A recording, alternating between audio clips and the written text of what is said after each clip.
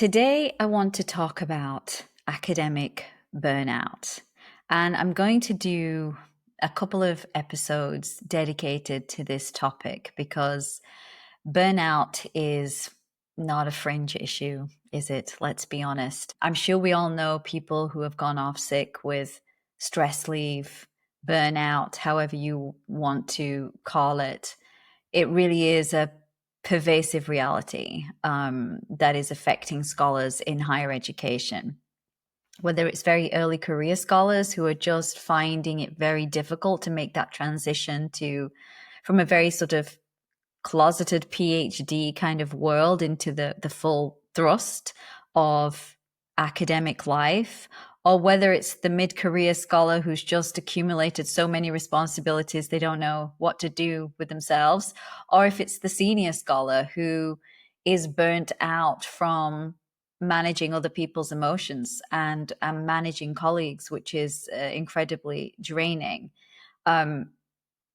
We all know people who have gone off with burnout. Now, this is a tricky subject to talk about, especially from my perspective. So I am going to perhaps tread a little bit more carefully in the way that I'm going to talk about this with people. I don't want in any way for this to come across as I'm blaming you, the individual. It's not about blame. Okay, this discussion of burnout isn't useful if we center the idea of blame. I think what's more interesting is to think about why this occurs. And in particular, obviously, why it affects some people more than it affects others. Obviously, not everybody goes off with stress and burnout. And so I want to dig a bit deeper into the stress and burnout factors that can really make academic life quite intolerable for some people, more than for others. Okay, so let's talk a little bit about academic burnout. When you read the literature, when you have a look around the academic burnout sort of literature and blogs and books, and there's a few things that come up very consistently, and I want to talk through them today. And the reason I want to do this in this video is I think people get burnt out because they ignore the warning signs. They ignore, because it doesn't happen like that. It's not like one day you're absolutely fine and then the next day, boom, you're gone. There's a big, long stretch of time where red lights are going off. Imagine yourself in the cockpit of a flight. You're on an airplane and you're going along and suddenly a red light comes on. And then another one, and then another one, and another one. In my experience, academics just keep on trucking. They're like, I can't see these red lights. I don't know that they're happening. And they just keep on, keeping on, keeping on, keeping on until everything is red. And then they go off sick, right? They crash out, they burn out because the plane's falling out of the sky. But it's only when the engine goes, and then they're like, maybe something's wrong here. And I find that a really interesting phenomena amongst academics because, they're quite thoughtful people, generally speaking. And so I wanted to think about why burnout happens, and then we'll do an episode on resolving it or coming back from it later in the podcast. So one of the reasons often cited for burnout in academia is the culture of overwork and the focus in particular on metrics.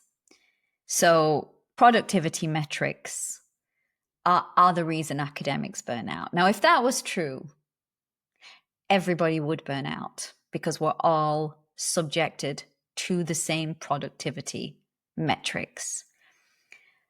That's why I, in particular, rail against this idea that it's the system. we all know what the system is like. No one's saying that this is a kind and empathetic and thoughtful workplace. It's not. It's not. Who's pretending that? But we're all subject to these same metrics, and not everybody burns out. So what's going on? I think it's much more interesting to dig deeper than to just say it's the metrics, right? We all know that there is a culture of overwork in academia. But do you have to buy into that culture? I would say no, because I didn't. I was quite rigid about only working my 40 hours a week. And perhaps that's because I'd had a job before academia and I'd worked in investment banking where they pay you for your life. They pay you so much money that they are entitled to every hour in your day. That's the exchange you make. Here is my life. Thank you for the money. But when you move to academia, they don't pay you enough money, right? So the idea that you're exchanging your life for the money then to me seems ludicrous. I'm paid for 40 hours a week and that's what you're going to get. I become very Marxist, right? I'm exchanging my labor for money. So if you have that mindset, overwork is not something that is ever going to enter into your calculus because the clock stops at 40 hours and what I haven't done in 40 hours isn't getting done. It has to wait until next week, and so on and so forth, right? Now, that is a mindset that perhaps not everybody has. So when the problem of the culture of overwork is presented, it is because somebody has bought into the culture of overwork. They're bothered about it. They've drunk the Kool-Aid of this is the vocation. You exchanged your soul for this position. You're so lucky to be here. And now we must work you to the grave. No, this is a job. It's a job like any other job. So I am not denying that metrics are what decide your career success. That is accurate. But you don't have to but overwork and metric success are not actually linked. Number of hours spent and success in metrics are not correlated. And there's no even causation there, right? Because being successful as an academic requires you to choose the metric you're going to be good at and choose the metrics you're not going to be good at, right? Where that breaks down is where somebody has a personality where they feel they have to be good at everything equally. And that leads to overwork. And that is a problem. And that creates burnout because you're working all the time like a rat on a wheel, but you're not going anywhere because no amount of hours can actually complete the work you've been assigned. And there's this sort of cognitive dissonance happening there where the person on the wheel doesn't believe that to be true. They believe that it is a personal failing, that they cannot complete 1,000 hours worth of work in 100 hours. Obviously, that's not true. No one can. But somehow internalize that person believes that means there's something wrong with them. And so you run faster and faster and faster and faster and faster, but you can never get there because it's an impossible task, right? So accepting that it is an impossible task is part of the solution.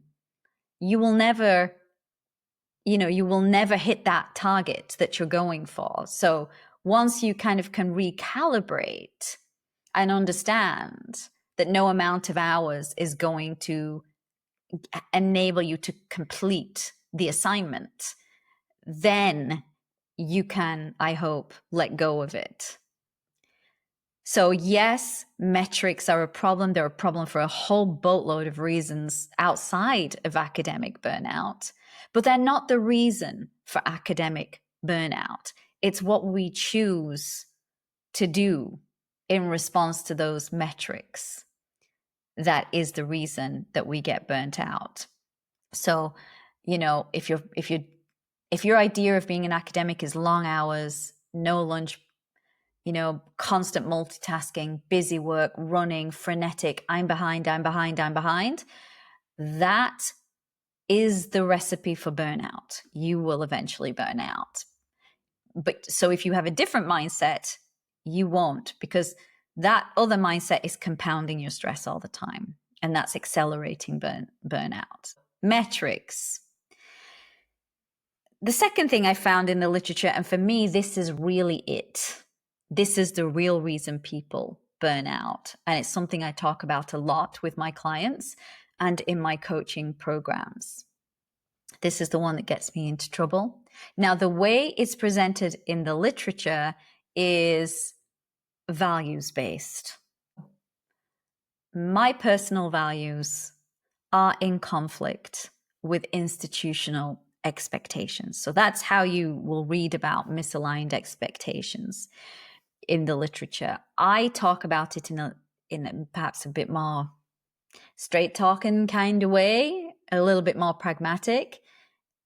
And I always refer to this as working in the place that you work in, not the place you wished you worked in. Right? Not the place you want it to be, but the reality of that workplace. That is critical. If you keep going to work in an imaginary workplace and the real workplace doesn't meet your standards, you are going to constantly be disappointed, and you're constantly going to be striving to bend reality to what you want it to be.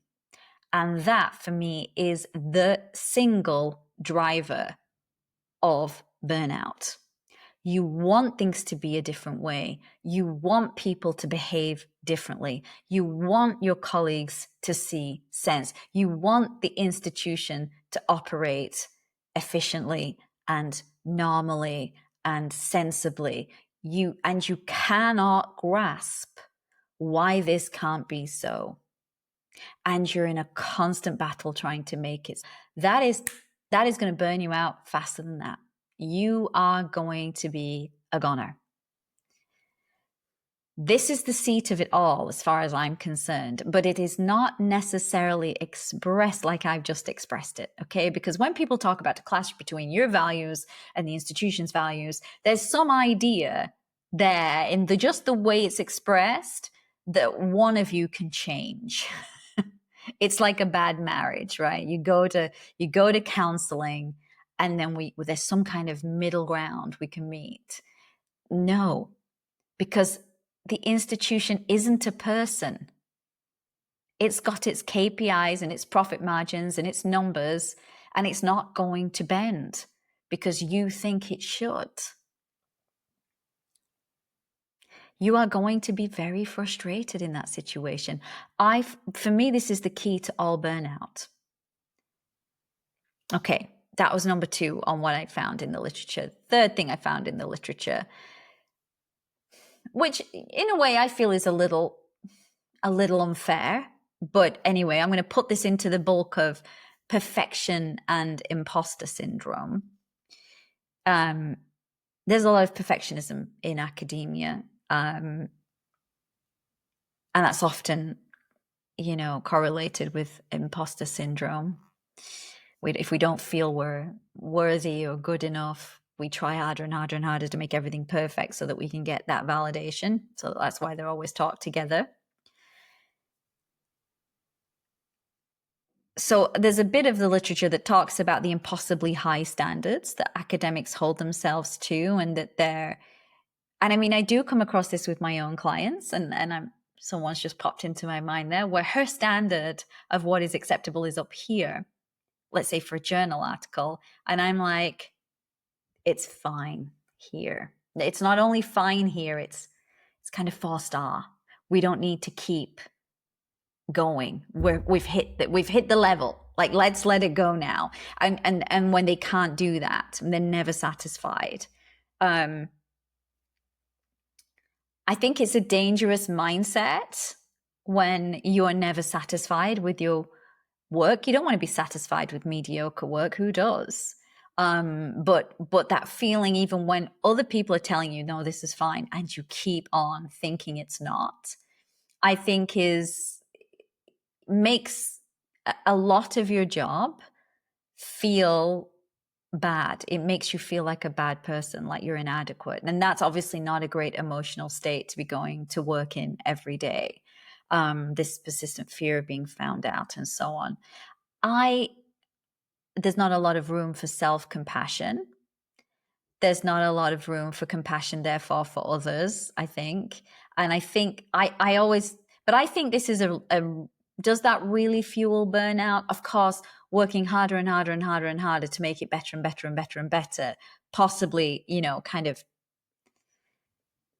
links in with what I said at the beginning, the overwork, the long hours. So from that perspective, I can see that it's related to burnout, but I don't think in and of itself it's a reason for burnout. I think I'm going to go back to my first argument that, if you, not only do you need to be perfect in your writing, but you have to be perfect in your teaching, and you have to be perfect as an administrator, and you have to be perfect for every email you write. You're obviously making life incredibly difficult, and that's probably not going to be doable over the long term. 4, and my favorite, and I'm not going to stay on this for very long because I'm going to have a whole episode on this topic. Boundaries, or lack thereof. If you were to really ask me what is the number one academic superpower, I would say it's having boundaries. Strong personal and professional boundaries. If you lack boundaries, it's all work all the time. And not only that, you lose perspective on the importance of everything that you're doing. The world depends on answering your email within 3 seconds of an email coming in. It doesn't. If you miss the deadline for turning your grading in, the world will end. It won't. So being able to draw boundaries, so around your time, and also dialing down the drama around every single task that you have to do, and so that it's not all like life-ending seriousness, I think is a good skill set to have to prevent burnout. Because when you're in a high state of drama all the time and everything is life or death, that's a highly emotional state to exist in the workplace. And if you're never turning off from work because you lack boundaries, then that's just your basic nightmare waiting to happen. Of course, you're going to go off with stress and burnout. So as you can see, some of these things are encouraged by the system in which you work, and some of them are deeply personal characteristics that require self-work. Why do you lack boundaries? Why is everything life or death? Why do you have a perfectionist mindset? And this might go back to childhood, for example. Now, a coach is not there to work with you on childhood trauma. That is a therapist's job. But at least understanding that these are problems, right? These are problems to be worked on in order to keep you safe and healthy within a workplace. And I think the reason, people push back against sometimes how I speak about burnout, and I have lots of clients who have been through burnout, is because they think somehow I'm being unsympathetic, or it's victim blaming, or it's denying the reality of higher education. I'm not doing any of those things. These are not moral judgments. Higher education will demand every ounce of you that you have to give. It will require you to work 1,000 hours in 100. That's the nature of the beast. Nothing you do or say is going to change that. So knowing that as the, basic plateau of how things are, then you have to be able to work within that system. And this comes back, write it back to, don't work in the place you wished it was. Work in the place that it is. All of that realism, I think, helps. But it is so hard for people, especially because there's a lot of interpersonal relationships amongst academics in a department. When you're with a decision maker and they are doing the exact wrong thing, or they're behaving in a way that seems absolutely counter to everything you know about them as a person, but they're taking decisions which baffle you and are going to ruin your life, and you get very upset by that, it's very hard to stand back and understand that's a function of the system. And it's just, it's not about having a better argument or rationalizing things until everybody can see the things the way you see them. And as academics, and I mean, particularly as lawyers, I mean, I'm in a department full of lawyers, and of course, we all think we can argue our way through the chaos. If only they could see the real argument is this, then it will all be okay. But I can tell you that is not the case. One of the greatest gifts I think I gave myself early on in my career was to take the blinkers off and stop imagining what academia was and should be, and start realizing the place that I actually worked in. I'm not talking about a specific institution either. I mean academia as a sector, and how it worked, and what was possible and what wasn't. And it wasn't about how I thought it should be.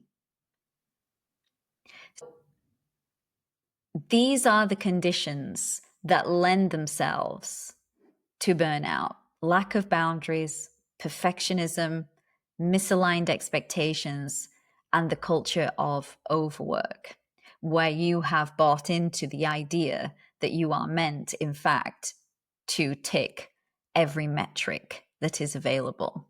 And that is not how you do academia well. It's not how you do it healthily. It's not how you do it sustainably.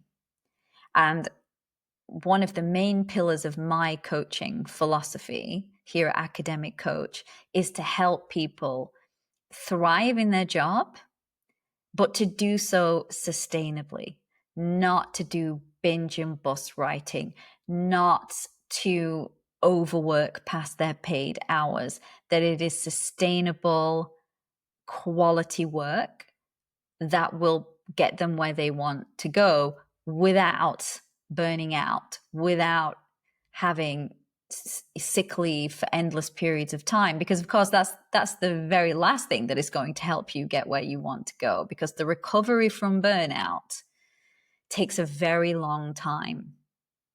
So it is much easier to stop the rot before it starts than it is to recover. So please have a think about what I'm saying. And the more irked you are by some of the things that I've said today in today's podcast, the more I want you to pay attention to why are you so annoyed by what I've just said? And again, remember, this is not about blaming anyone. It's not about blame. We know that higher education is understaffed, underfunded. rampant with league tables and competition. We know all of that. We know the system. It's not about blaming the individual, but it is about understanding the system that you're in and then adapting what's possible within that system.